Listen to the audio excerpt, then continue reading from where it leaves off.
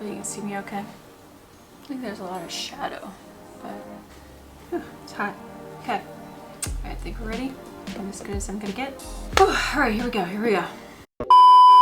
Hello and welcome. Oh, finally. In today's video, we're finally doing the second quarter of 2022 palette roundup. So eyeshadow palettes, all the palettes that I tried from April, May, and June of this year.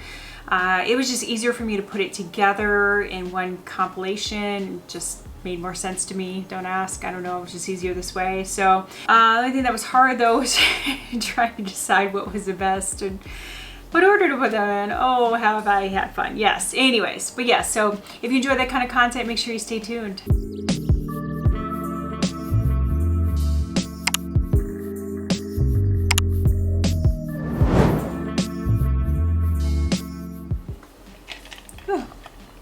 So parched, oh my gosh. All right, hello and welcome. If you're new here, thank you so much for stopping by. If you're returning, I do truly appreciate your continued love and support. It means the world, thank you. In today's video, like I talked about, we're gonna do the quarterly roundup. So the second quarter of 2022, the palettes that I tried and the way that I would rate them as far as the ones that I enjoyed. So I based it on color story, quality, price, the overall vibe of the palettes, kind of how I did it. So like some of these might not make sense to some people, but this is just the stuff that, you know, I kind of based it a lot on like what I would reach for and grab for the most. Oh my, I had 50 palettes altogether that I tried. So what I did is there's going to be a part 1 and part 2. So this is part 1. So I'm going to start with the 50 through 26 and then 25 through 1, or if that makes sense. I think I'm saying that correctly for the palette roundup because it was just too many. This video would be so long if I did it, you know, in one single video. So we're going to do 2 parts. This is part 1. I'm going to start at my least favorite and then keep working my way up. So part 2, of course, will have the better palettes, the ones that, you know, were, you know, higher up on my list. So anyways, if you enjoy that kind of content though, make sure you give this video a thumbs up. Don't forget to subscribe down below, turn on all notifications, and otherwise let's get into this video so it doesn't take forever. So hang tight. All right, now I will try to throw in some swatches. What I'll probably mostly do here just for time's sake is go ahead and just maybe swatch a few eyeshadows as we go, kind of show you what I'm talking about, what I liked, didn't like about it, you know. So I think we'll do that again just to save some time so this doesn't take forever. Anyway, so I'm going to start at the bottom. So number 50, the least favorite of mine were actually kind of together. 50 and 49 are kind of together. So we've got the Rock and Roll Beauty. I've talked about these before. They were in my fails recently, but we have the Hey Baby palette. I like the concept and everything, but these palettes, I feel like they were just not all that great. Like, they didn't last very long. The shadows were, you know, they were just okay. They just didn't spark my interest that much. And then the purple one, Purple Haze. So yeah, so I mean, not that they're not pretty, but again, they're just kind of basic and like, there's just really no shine. Like that's just kind of like a basic, boring color to me. Mattes were okay, just a little powdery, but I just feel like things blended away pretty easily and the longevity was not there. So that's why those were at the bottom of the list. So, all right. So next, number 48. And again, I'm just going to insert numbers because it's going to be hard for me to remember all of these as we go because I'm going to lose track. But the next one here is Artist Couture Supreme Mauves. And again, this was in my fails video just very recently too. Again, love the color story. I know they can do better than this, but these are just powdery. They're dry. And I mean, I made some looks and they were pretty. I mean, I'm not going to lie. The look was pretty, but again, it's just so hard to work with. Like I really had to work to get this to, you know, to make a nice look. So I shouldn't have to work that hard and I know they can do better. So just disappointing. So that was next on my list. Another one that was in my fails video recently, Natasha Denona the Pastel Palette. Now again, this isn't a horrible palette. I mean, you can definitely make it work. And for pastels, these are actually probably pretty good. But I just found there was no longevity. Like I'd make the look, an hour or two later, it was like blended away. Like it just, I don't know. I was not all that impressed. I mean, there are a couple of shadows in here that are really pretty. But I guess pastels just aren't really my thing. I don't know. Like this one shadow called Illusion at the top is pretty. But again, I mean, I have so many indie brands that do these kind of shadows that, you know, I mean, it's pretty, but I just wasn't all that impressed. So that was next on my list. Oh, Colourpop. You know, Colourpop had to be in here somewhere. So these new NYX palettes were bottom on my list because I know Colourpop can do better. This is the Apricot Me Not, and I just thought this was dry, and I wasn't all that like excited about the color story and about the palette itself. So just know they can do better. I mean, it's a pretty color story, I will say that, but it just didn't perform as well as some of the other palettes. So, all right, and then the Wannabe palette, again, this was okay, but again, it was just kind of dry and just, I don't know, it didn't perform as well as some of the other palettes I have. It wasn't horrible, but you know, just not the best. Now again, none of these palettes are like just horrible. Like I didn't have any complete fails that like I couldn't make it work, or you know, there wasn't something decent about it. So again, take that, you know, into consideration when I'm doing this. So none of these were horrible, but I had to rate them somehow. Next is Melt Cosmetics Gemini 2. The formula is nice, no doubt about that, but this color story, it's just not for me. There's only two metallic, you know, satin shades, whatever they are, and then it's just such a dark, like no matter what you do, you're going to get a dark look out of this, and that's just not my everyday kind of palette. So formula's fine, nothing wrong with it as far as that. It's just, again, just not a color story that I'm going to reach for much. Another Colourpop here, we have the Secret Admirer. I was a little late to this. I didn't get it right away. And again, not a horrible palette, but again, I mean, you're going to get all the same look. And sometimes, again, I have to watch with pinks and that kind of thing because they can make me look a little washed out or sick or I don't know. So, but not a horrible palette, but just not one of my favorites. So next on my list are two palettes from Essence. I have the Benvenuti Roma palette. It's pretty. But a lot of the shades are really, really light. So again, not much depth to it other than this one bottom shade here. Not a bad palette, but I just found that I actually ended up mixing these two. The next one is Welcome to London, which again, a lot of lighter shades here, and blues. I don't know. I really haven't tried blues, but I don't know. I'm just not huge into blue colors. But I mean, nothing wrong with them. They perform decently. But again, you know, I just have better palettes. So, you know. It is what it is. Next is JCat Viva La Musical, this 24 color palette. It's actually really pretty, and actually I did some looks with this and not bad actually. Let's swatch a couple colors there for you so you can kind of see. Just do a matte and a, but yeah, I mean, not bad at all. Actually, I was kind of impressed with the JCat palettes, so that's next on my list. All right, some more Colourpop. I have two of these from the Starry Eyes collection is how I purchased them. But they have some Super Shock shadows in here, which I thought were pretty nice. We have Clearly in Love, and we have Clear the Air. So actually I like Clearly in Love better than Clear the Air just because of the color story. But actually I mixed these palettes, and these, I think these two shades in here are a couple of the Super Shock. But actually it was a nice palette, and being mixed together worked really, really well. But yeah, I think these are actually really nice palettes overall, so I'm impressed with those. And then we have these two, which actually they came out with a third one that I have on the way here, so it hasn't, I actually just ordered it, but the clay in the air, clay something, I don't know, whatever. But anyways, I have the Set in Stone and Twist of Slate so far. These each have one cream shadow at the top there. But yeah, actually a nice palette, a nice color story. I like this cooler tone one, definitely. But I found mixing these two worked really well together too. So next ones I have here, a few from Sephora, I should say. These are the Playlist palettes. So I have the Blues Beauty, which is probably my least favorite out of all of these. I like the tones of these browns actually, but this blue was not anything exciting, so I was not impressed with that. It just didn't look anything, yeah, like I've got my finger, like I'm really rubbing it, and like it's just not much. I mean, when you look at how dark that looks in the pan and then you put it on, it kind of blends away to not much. So, but yeah, but these mattes are actually really nice. I like the mattes. Yeah, see? But yeah, that blue just didn't impress me much, so that's why that's next. The Disco Diva one, this one's actually really pretty too. So I found like mixing and matching these, I really enjoyed them.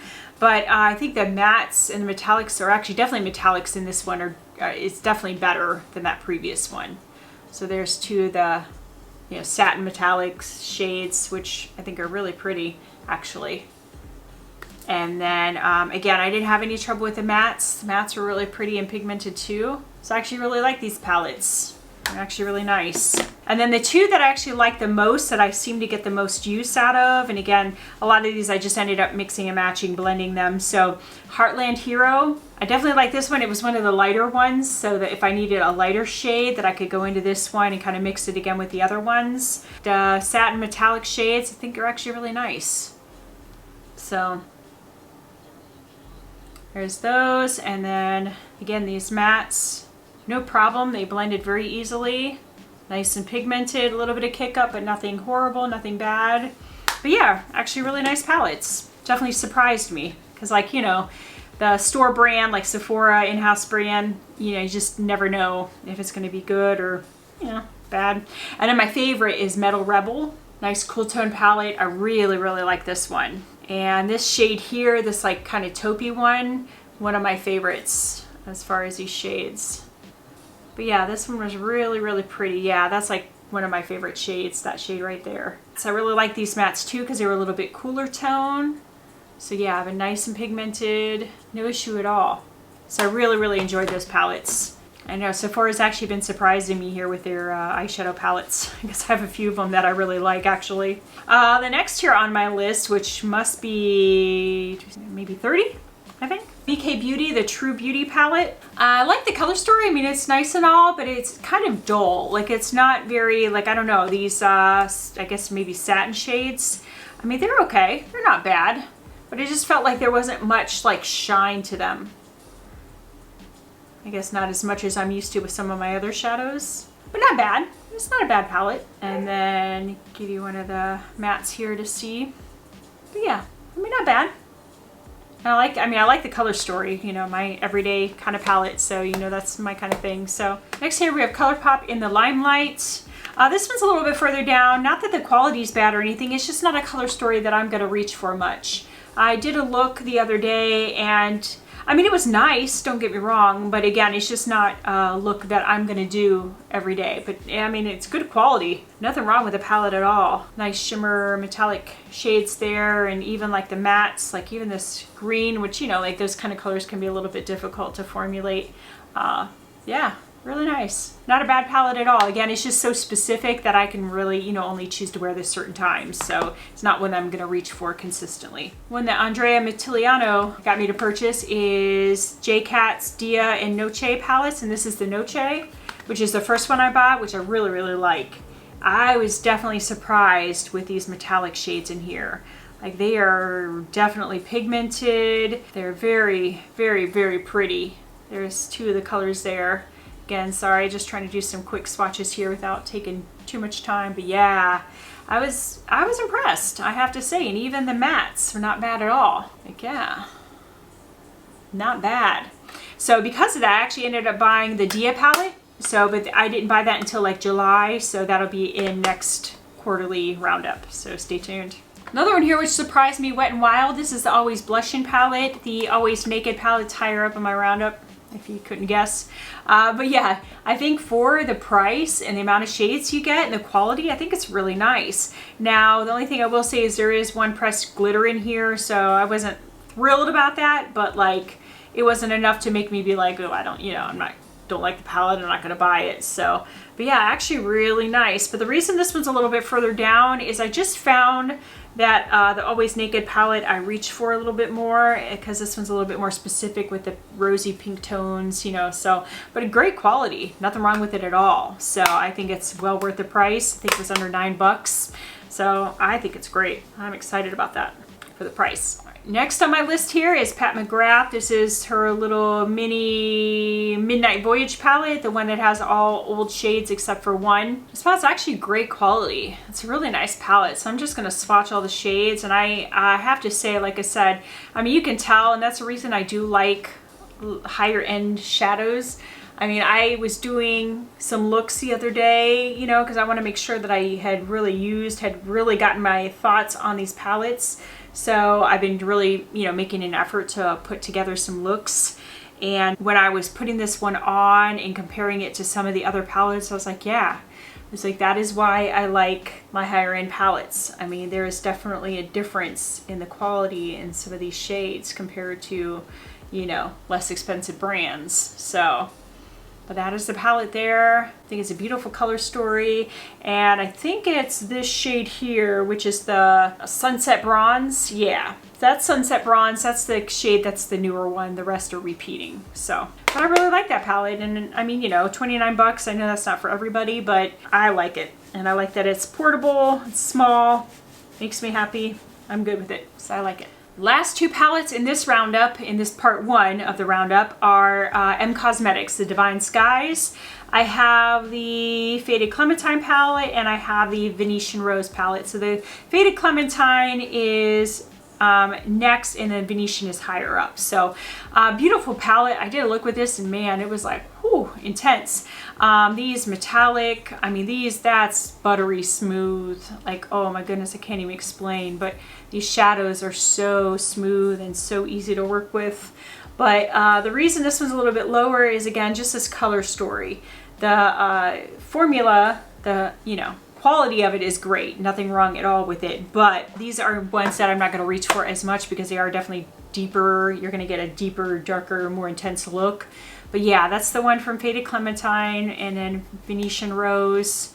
This one's definitely a lot softer. Very, very pretty palette. But again, just because it was a little bit more specific, it was a little bit further down. But yeah, but again, just a beautiful palette. I'm just gonna, ooh, man, just watching those, I forgot how pretty. But yeah, beautiful palettes though. I love M Cosmetics. I talk about them all the time. I really do enjoy that brand and I've had really good luck with their products. So, oh, all right, that was a very quick rundown. So again, this is just the first half of the quarterly roundup, so the second quarter. So definitely make sure you stay tuned.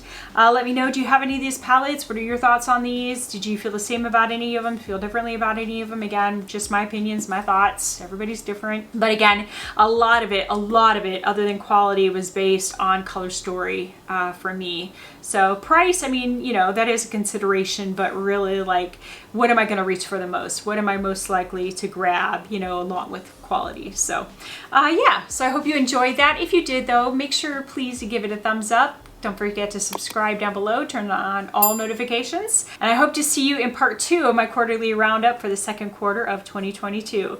Otherwise, have a great day. See you next time. Bye. I do truly appreciate your so that's kind of how now Benvenuti all this time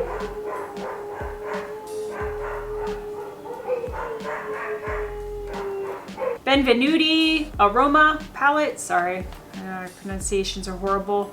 It's a pretty palette. All right, some more next palette, which is one that Andrea Mattiliano, however you say her name, got me to purchase, and I will hope to see you for round 2 of my quarterly roundup. Well, something like that. I don't know. I don't even know if I said that right. Whatever. Oh, to clean up, freshen up, and get ready for part 2. See you in a bit.